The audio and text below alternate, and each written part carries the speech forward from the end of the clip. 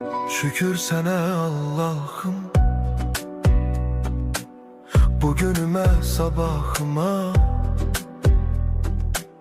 Ürəyimdə bir ümid var, sən baxırsan halımıza. Şükür sənə Allah'ım, yolumu düz saxla hər an. Qəlbim yorulsa da bəzən sən verirsən mənə güman.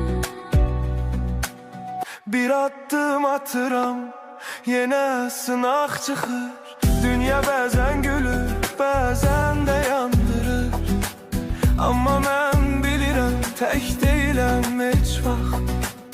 Sənin adın var içimdə, mənə yetər bu haqq. Evimə bərəkət, canıma səhət, qəlbimə təmizlik, dilimə məhəbbət. Hər kəs öz payını halal qazansın Allah'ım.